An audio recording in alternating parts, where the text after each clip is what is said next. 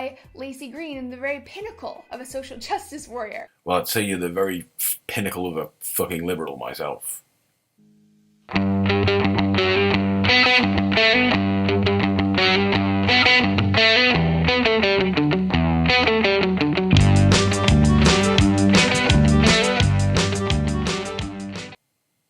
Hello, ladies, ambies, and gents.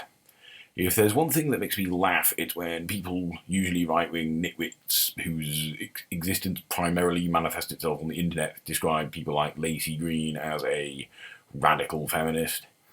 If these people knew what a radical feminist actually was, of course, they'd know that Laci Green is not a radical feminist, or indeed a radical of any kind, but rather she is a milquetoast liberal feminist.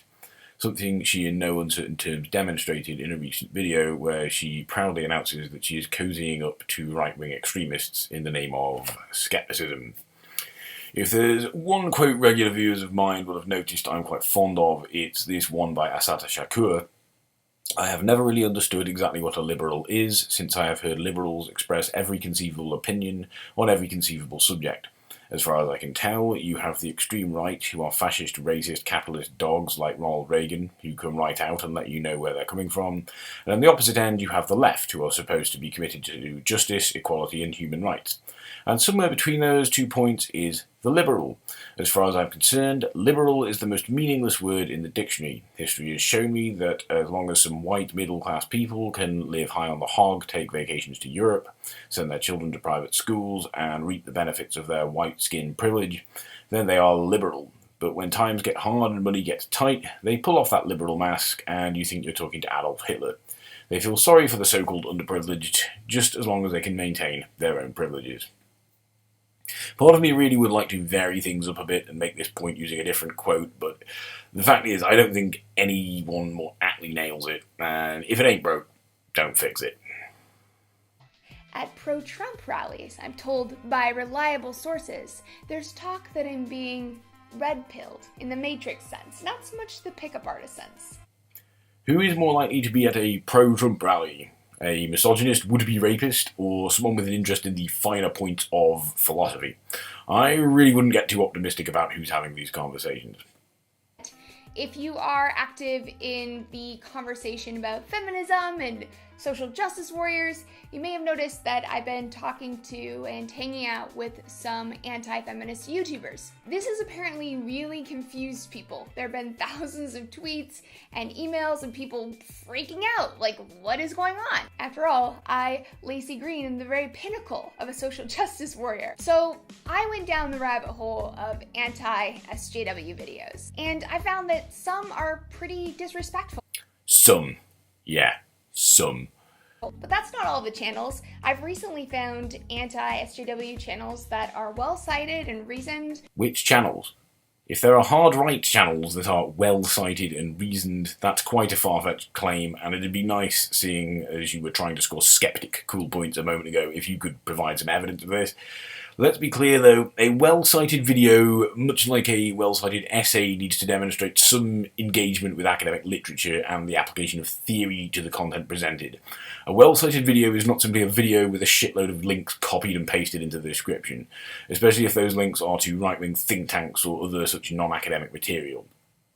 To do that is simply to say, hey, I have this opinion, and here's some other people who have this opinion, so that somehow lends weight to my opinion. Laci has, of course, recently wasted 2.5 hours of her life doing a live chat with Blair White. I sincerely hope that this is not the sort of person she is referring to when she talks of channels that are well-cited and reasoned. Zinnia Jones did several responses to Blair White where she provides a wealth of academic references. By contrast, all Blair White has offered in return is petulance and insults. Laci Green comes from an academic background and thus should know full well what well-cited means. With that in mind, it is incredibly dishonest of her to try and pull the wool like this. So I decided to reach out to some. And, I was pleasantly surprised. People have been pretty kind to me. So fucking what? These people routinely bully, harass and belittle women, ethnic minorities, gender and sexual minorities, people with disabilities, spout Nazi propaganda. But hey, they were kind to you, so I guess that's all that matters. Fuck everyone else, right? And, I'll be honest, I didn't really expect that. No judgment, no vitriol. I even feel like I have a really good connection with a couple of new friends. Do you hear that, people who are routinely bullied and harassed by these pieces of shit? Laci Green feels like she has really good connection with these scumbags. Seriously, how fucking shallow and selfish do you have to be to think that someone being nice to you when it's in their own interests constitutes a connection? And that this bullshit connection you think you've made somehow makes these pieces of garbage decent people?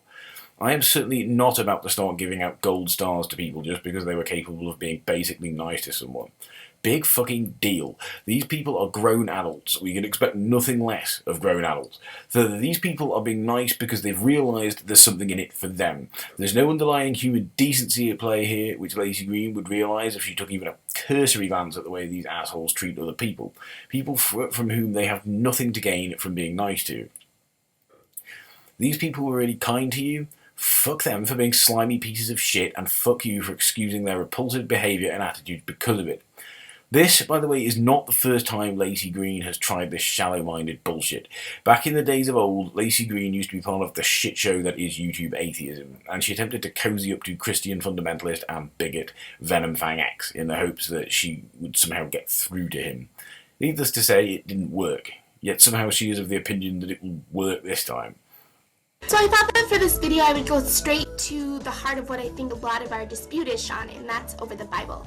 I've been rewatching a lot of your videos, particularly the video entitled The Bible is True. At the same time, I've been reading several books and consulting a lot of professors and internet websites as well. Links in the description for those of you who are interested concerning the history of the Bible according to scholarly sources, historians, etc. My advice to you, Go Green, before I answer your questions is get off YouTube, or if you're going to post videos, delete everything you've posted against God, because one day you're going to give an account for it. All of the thousands and thousands of people that you've discouraged and deceived. You are a deceiver, and you yourself are deceived. And I'm warning you, because I love you, from one person to another, as I love everyone. You are in such danger that I fear for you. This was really an experiment for me. I left every door and window open to make this a civil and respectful conversation. To be open-minded, I was fully willing to listen to Sean. I told him that he could call me every name in the book if he wanted. I wanted to make him feel comfortable. And by God, like any loving, non-judgmental Christian, he seized the opportunity. If you saw Sean's response, he was very condescending. He did call me a lot of names. I expected more.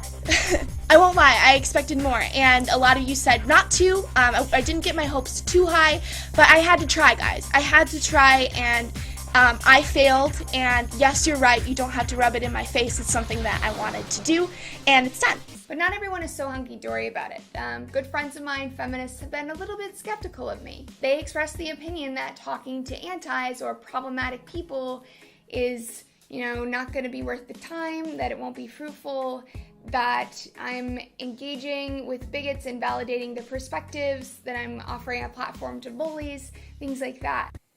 They're right. While I can appreciate this perspective, I fundamentally disagree with it. So let me go down another rabbit hole here.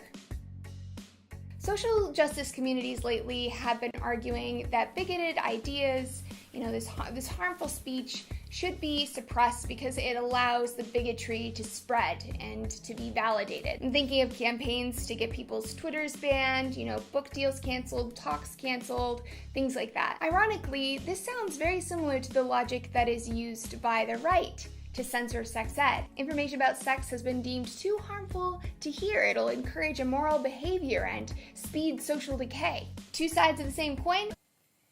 No, not two sides of the same coin. Are you a sex educator seriously, actually, genuinely, seriously comparing sex education to white supremacy, anti-Semitism, apology for paedophilia, misogyny, transphobia, homophobia, ableism? Are you seriously suggesting that those things are equivalent of one another?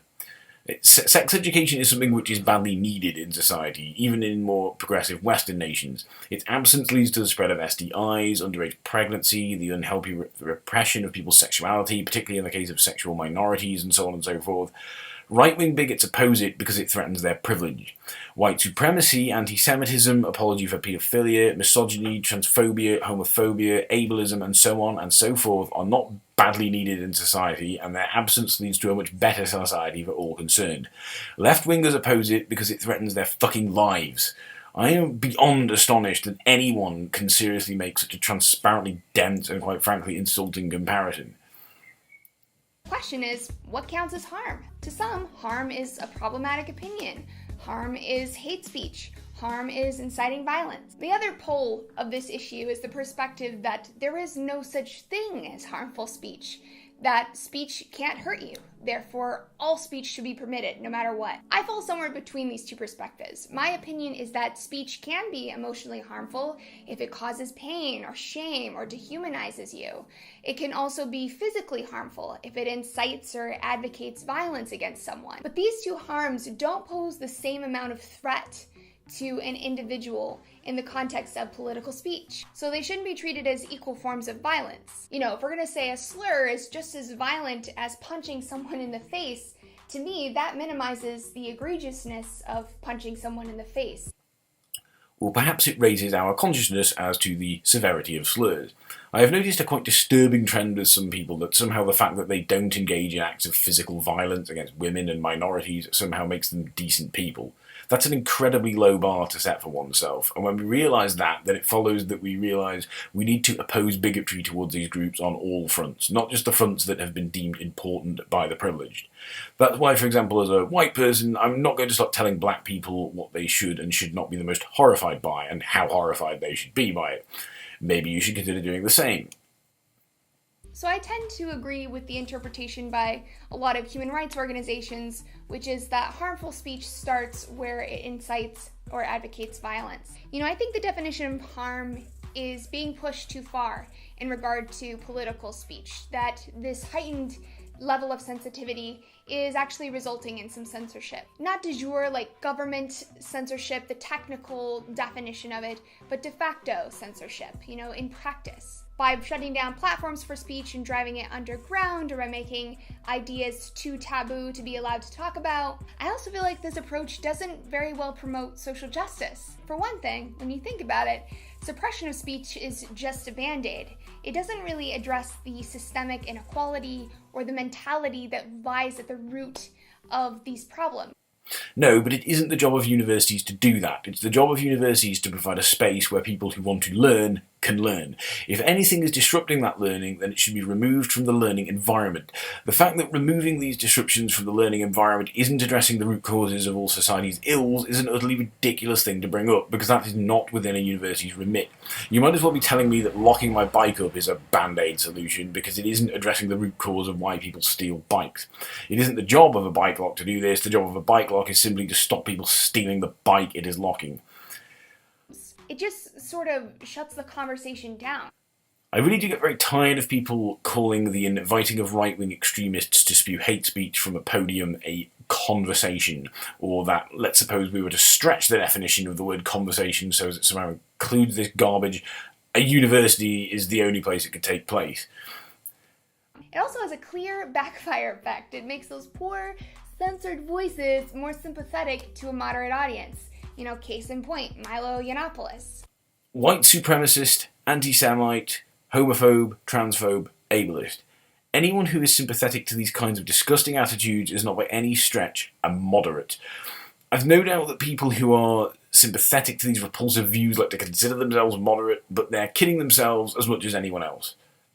The way I see it, the internet already gives everyone a huge platform, you know, much bigger than a university can offer. Exactly, so you've then got to wonder why, given these right-wing extremists already have a huge platform, that they aren't satisfied with that. Why do they feel that they need these comparatively smaller platforms that a university can offer? Especially when you consider that the people inviting these scumbags to come and speak are already fans of theirs, and thus already engage with them through the platform they already have. One of the reasons I think is just basic childishness. Tell a child they aren't allowed something and they instantly want it, no matter how irrelevant that thing may be to them. The mere fact that it isn't allowed suddenly makes it the most desirable thing in the world to them. Another reason, though, is I think these people, despite their constant rejection and defamation of academia, on a certain level recognise however begrudgingly, that academia has a certain sheen of credibility to it, as evidenced by the fact that they love referring to Christina Hoff Sommers as an academic, despite the fact that the articles they cite by her aren't academic articles, rather they're opinion pieces for right-wing think tanks that simply happen to have been written by an academic. It is a huge dent to the egos of these arrogant assholes that academia, with its rigorous standards and peer review, relegates the garbage they pull out of their arses to a well-deserved lower tier. Another, and perhaps the most sinister reason, is that these people recognise the threat academia presents to the kind of sub-intellectual garbage they promote, and they want to disrupt that. In Milo's case, this disruption involves directly bullying a trans student from the podium and encouraging students to out undocumented immigrants within the student body, putting them at real risk of deportation. Any self-respecting academic institution is going to take steps to ensure its academic integrity and the safety and security of its students. To call this censorship somehow comparable with state oppression of viewpoints that the state doesn't approve of is a huge stretch and an obviously dishonest one.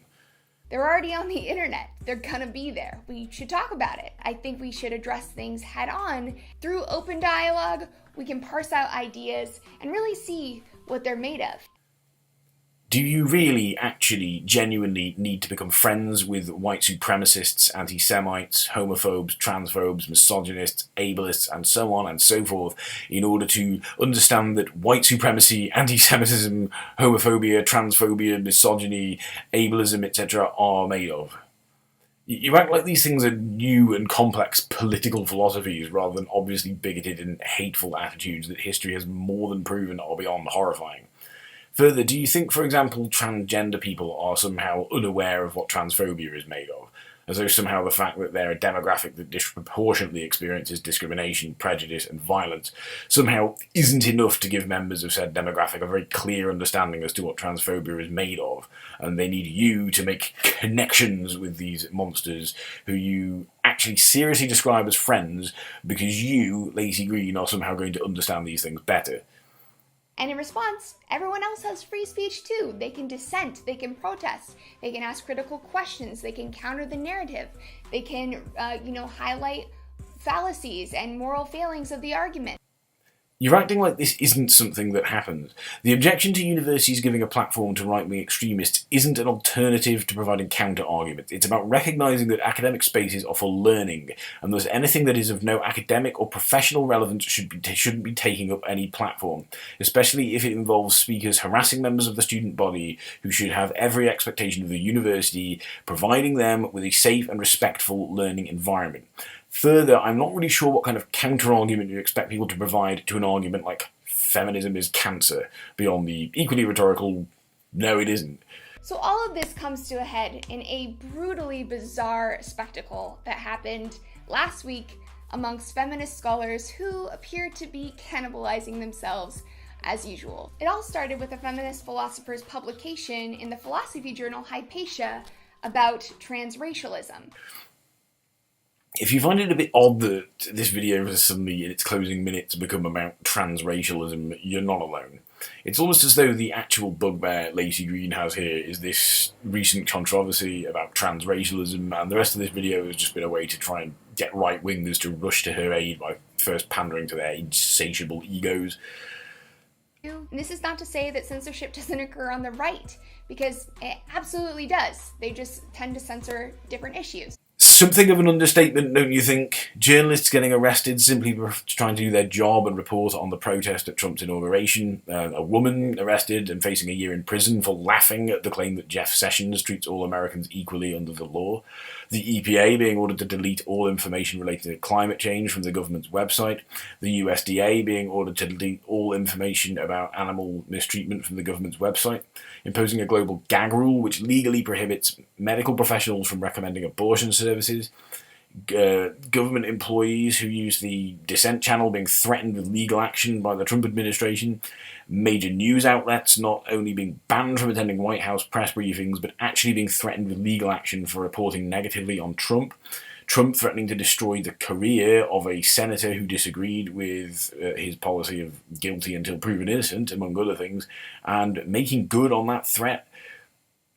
What's important to note here is that these are all instances of the government meting out legal consequences for people saying things they don't like, not instances of people within academia getting angry with other people within academia over a disagreement over what does and does not meet the agreed upon code of publication as laid out by the Committee of Publication Ethics. No one has been put in jail, fined, or suffered any other legal consequences because of this incident. Further, if this article does end up being removed, there's nothing stopping the author seeking to publish it elsewhere. This doesn't mean people can't be annoyed about things like this, but don't be so ridiculous as to compare this sort of thing to actual violations of people's free speech. So where does this leave us? I want to continue these conversations, which is why soon I'm going to be launching a series of live debates with feminists and anti-feminists. So in the comments, let me know if you have an idea of someone that I should invite on, or if you have ideas of topics that we should debate.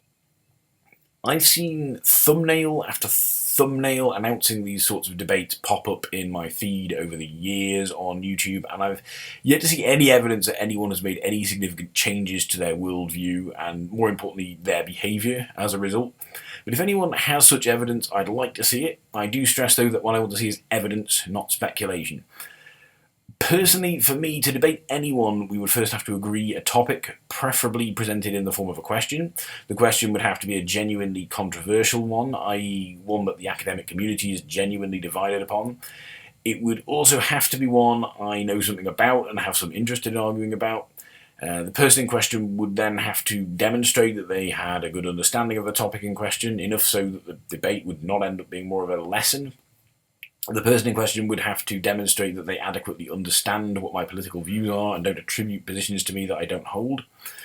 The person in question would have to have adequately convinced me that they are a person of good integrity, i.e. no history of dishonest and or threatening behaviour. The person in question would have to demonstrate that they have a respect for the commonly accepted etiquette of debate. I would also need to be convinced that the audience for such a debate would be worth debating in front of. If the evidence suggests they are more interested in being entertained than informed, then that's an automatic no. Thus far, no one in anti-feminism on YouTube has ever met those criteria, and after several years it's safe to say they never will. The same goes for every other hard-right position. There are some debates I would be open to having, such as libertarian socialism versus state socialism, or socialism versus liberalism, etc. But it's beyond ridiculous to suggest the best way to tackle misogyny is to become friends with misogynists, or the best way to tackle racism is to become friends with racists, or the best way to tackle xenophobia and transphobia is to stand idly by while people who are xenophobic and transphobic put undocumented immigrants and transgender people in very real danger. Let's face facts as well. It's a blatant false dichotomy to suggest that we have the choice of either debating people or completely closing our ears to what they say. If I want to know what some anti-feminist YouTuber or other thinks, I can go to their channel, watch their videos, which I have done. Similarly, if these people want to know about feminism, they can read some of the academic literature on the subject, which they have not done and are never likely to do. Not wanting to waste hours of one's life doing live debates with people I despise is not closing my ears to them. On the contrary, it's having listened to these people that has led me to the position of despising them. To a lot of people, I think Laci's video just comes across as your typical cringy, naive, why can't we all just get along video. But to be honest, to me, it comes across as more opportunistic. She's pandering too perfectly to the desire of right-wingers to be invited to the grown-up table. It's like she's realised the popularity and dominance of the hard right in this environment and decided the best survival strategy is to try and win their approval. I think these tweets sum things up very aptly. One must ask themselves if thoroughly conditional respect from people who disrespect whole swathes of humanity is something one wants. Personally, I have no interest in what passes for respect from such people. It exists only so long as one is useful for spreading their bile. One last thing before I go.